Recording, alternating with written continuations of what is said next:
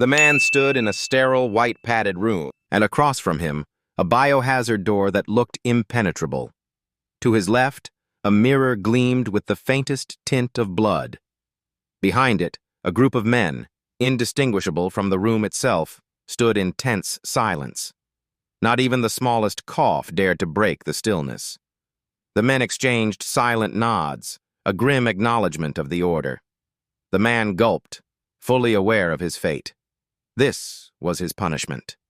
But in that moment, a flicker of doubt crossed his mind. Was it fitting? Was it humane? He knew he deserved death for his sins, but this was different. Dying for the cause of science, was that a noble cause? Perhaps. But the look of zero remorse on the faces of the men in white unsettled him. He knew why he was here. They knew why he was here, and they shared no sympathy for him.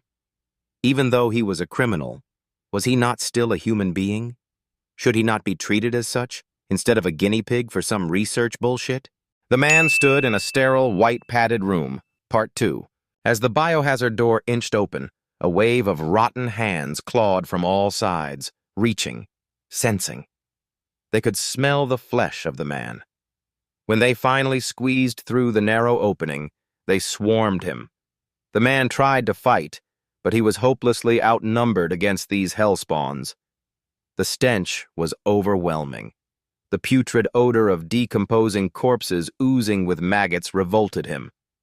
He couldn't stop throwing up, but the sight of their sunken eyes and rotten flesh, coated in his own vomit, only intensified the horror.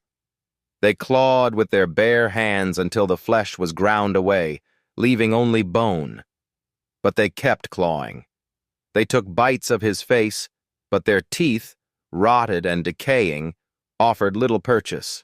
Some even collapsed under the strain of their own jaws. The man was being ripped apart.